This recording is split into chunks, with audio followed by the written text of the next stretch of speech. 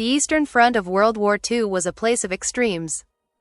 Bitter cold, endless snow, and a brutality that seemed almost designed to test the limits of human endurance. Amid this frozen chaos, German soldiers encountered a threat that could strike without warning, disappear without a trace, and leave a psychological scar far deeper than any tank shell. They feared the Soviet snipers more than anything else on the battlefield. Tanks could be seen, artillery could be heard, and formations could be tracked. But a sniper was invisible, patient, and lethal in a way that transformed even the quietest stretch of snow into a potential death trap. There were countless stories of German units being pinned down for hours, sometimes days, as the mere suspicion of a sniper among the white-draped trees froze their movements and destroyed their morale. These snipers operated not only as sharpshooters but as psychological weapons, making every snow-covered hill and abandoned building feel alive with unseen danger. Winter itself became a tool for the snipers. Snowstorms, blizzards, and thick fogs that made tank columns slow and artillery spotting difficult provided perfect cover for soldiers trained to move silently, read the terrain, and anticipate enemy behavior. German soldiers would march through a forested clearing, feeling isolated and exposed, only for a single shot to take down one of their comrades, leaving them scrambling for cover while trying to locate an invisible enemy. The fear wasn't just of being killed. It was the constant awareness that at any moment, a sniper could choose the exact second to strike. Every shadow could conceal a rifle barrel.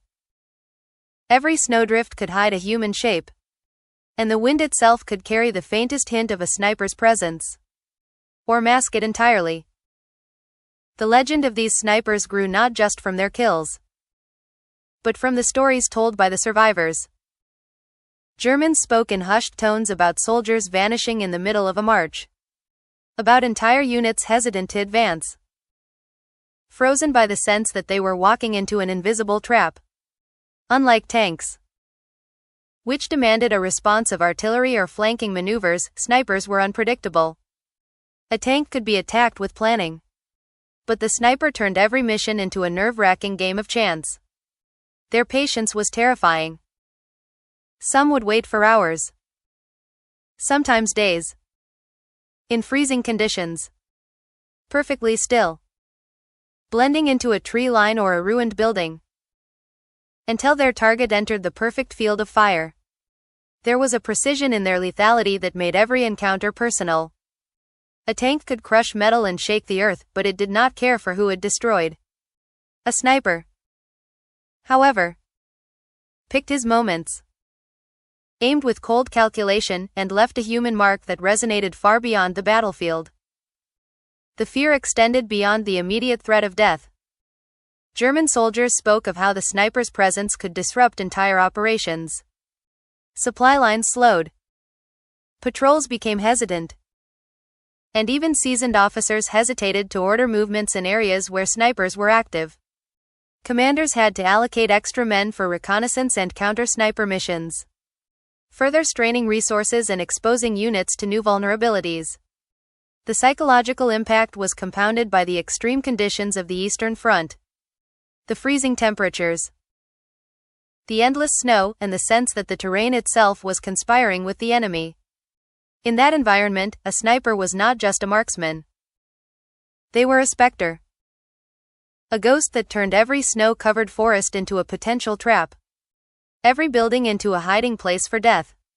For the Germans, the sniper was more than a soldier. He was a symbol of an enemy who had mastered patience, terrain, and terror. Unlike tanks, which represented brute force and could be countered with coordinated attacks, snipers were unpredictable, mobile, and almost impossible to pin down. Their presence could freeze entire operations, making soldiers rethink every step, every movement, every sound. And in the dead of winter, when the snow muffled footsteps and the wind carried only whispers, the Germans understood a grim truth. They could face all the tanks in the world, but one sniper, lying in wait among the icy trees, could destroy morale faster than any artillery barrage, and vanish again into the white silence, leaving only fear behind. What made these snipers truly terrifying wasn't just their ability to shoot with deadly accuracy, but the almost supernatural mastery of stealth and patience that accompanied their every movement. They were trained not just as soldiers, but as hunters, learning to read the terrain like an open book, anticipate the behavior of their prey, and use every shadow, snowdrift, and ruin to their advantage. Camouflage wasn't a simple coat or mask. It was an art form, a science honed to perfection. They would craft clothing that blended with the winter landscape, painting their faces in patterns that disappeared against the frost-covered trees, and moving in ways that left no trace in the snow. A German soldier might march through a seemingly empty field, only for a single shot to ring out from a place he swore held no one, leaving him questioning every sound, every movement, and every shadow around him. The snipers turned invisibility into a weapon more effective than any machine gun. Their training was grueling, designed to make them patient beyond human limits. Some would sit for hours in freezing temperatures, barely moving, waiting for the perfect shot, knowing that one wrong motion could mean their own death. They learned to control their breathing, to steady their hands even as the cold seeped into their bones, and to become part of the landscape itself. Snow and ice were not obstacles. They were allies. A white-clad figure could vanish against a backdrop of frozen pines, while the crunch of distant footsteps became the only warning of approaching enemies. They studied German tactics, learning to predict patrols, to understand how fear spread through a unit, and to manipulate that fear, turning the enemy's own caution into a trap. It was as much psychological warfare as it was marksmanship. These snipers didn't operate in isolation. They were often part of small units that coordinated with one another, creating networks of unseen threats that could trap entire German contingents. One sniper could draw attention, forcing soldiers into a false sense of safety or into predictable movement patterns, while another waited in a hidden position to strike at the exact moment. Their mobility was astonishing, considering the harshness of the winter battlefield. They could move across kilometers of snow-covered forests without leaving a trace, climbing ridges, crawling through frozen underbrush, and emerging where the enemy least expected them. For German soldiers, it was as if the very ground had become alive with danger, every inch of the landscape a potential hiding place for death. What set them apart even further was their relentless discipline and focus. Unlike regular troops, who might panic under fire, these snipers were trained to remain calm under conditions that would unnerve even seasoned veterans. They watched, waited, and calculated, often sacrificing comfort, warmth, and even food to maintain their positions. They became part of the environment, merging with the winter storm itself, their patience as frozen and unyielding as the ice beneath them. Every movement was deliberate, every shot carefully considered, and every disappearance flawlessly executed. The Germans never knew whether a sniper was watching from a nearby tree, lying prone in a ditch, or hidden within a ruined structure. That uncertainty created a tension that permeated every encounter. The impact of these tactics went far beyond individual kills. Entire German units could be paralyzed, hesitant to advance, forced to move slower and with extreme caution, constantly scanning every tree line and ruined building for signs of life. Even seasoned officers were affected. The mere suspicion of a sniper could alter strategy, disrupt coordination, and waste precious time in a battlefield where hesitation often meant death. By mastering the art of concealment and observation, the snipers created a psychological edge that multiplied their effectiveness. It wasn't just the bullets that killed. It was the uncertainty, the fear, the constant sense of being hunted, that shredded morale and made every mission a test of nerves. In the frozen forests and snow-laden villages of the Eastern Front, the Soviet snipers became symbols of patience, precision, and terror. Their tactics turned ordinary soldiers into prey, making every patrol a high-stakes gamble and every movement a test of courage. They showed that mastery of the environment, the patient application of skill, and the ruthless exploitation of fear could create an advantage greater than any number of tanks or artillery pieces.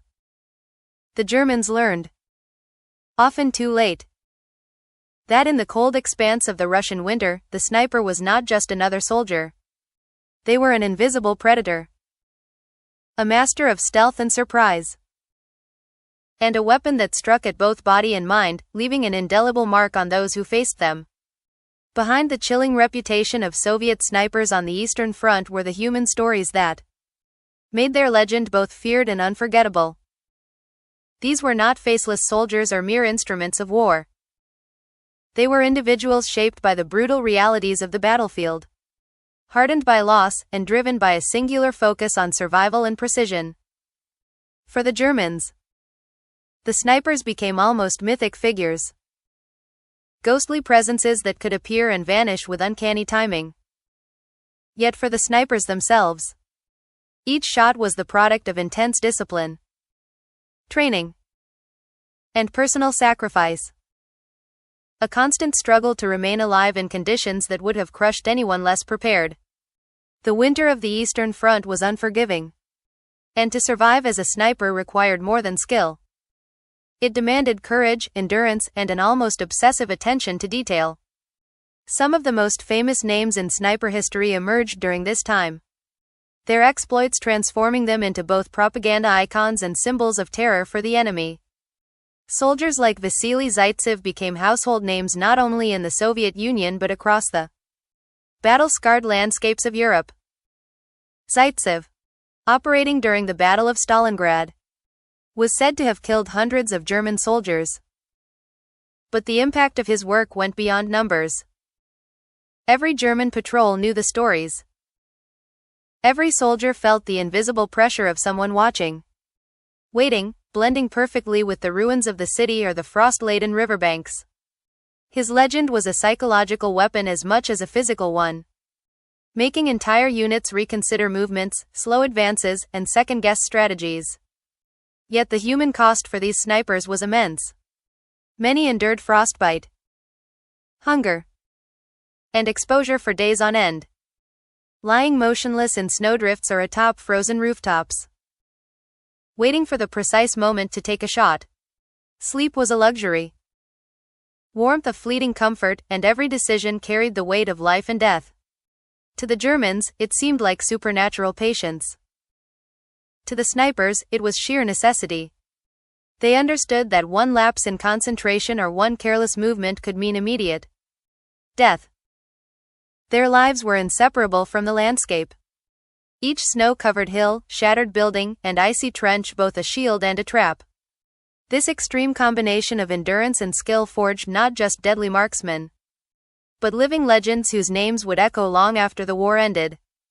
The psychological impact of these snipers was amplified by the stories of their cunning and ingenuity.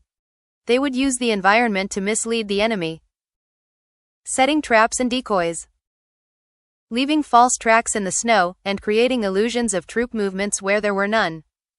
Sometimes a single sniper could tie down an entire company of German soldiers, forcing them to advance cautiously, wasting time and resources, and heightening the tension in every decision. In the minds of the German troops, these snipers were ghosts, always one step ahead, making ordinary patrols feel like a gamble with fate. The legends became so pervasive that even soldiers who had never encountered a sniper firsthand carried a lingering, almost irrational fear of the invisible threat lurking in every shadow. But the story of these snipers is not just about fear. It is also a story of extraordinary human capability under extreme conditions. Each kill required not only impeccable aim, but observation, calculation, and mental discipline. A sniper had to account for wind, temperature, distance, and even the reflective glint of sunlight off snow, all while remaining invisible. They had to anticipate not just the enemy's movement, but their psychology, predicting how fear and instinct would guide a soldier across an open field or through a ruined street. In that sense, the snipers were not merely participants in the battle. They were chess masters, turning each patrol, each movement, and each advance into a strategic problem to be solved with patience and precision. The legacy of these snipers lives on not only in military history, but in the haunting understanding of what fear can do. They demonstrated that war is not always about brute force, tanks, or artillery. Sometimes, the greatest weapon is the mind, the mastery of environment, and the ability to become one with the battlefield. For the Germans on the Eastern Front, each winter brought new terror.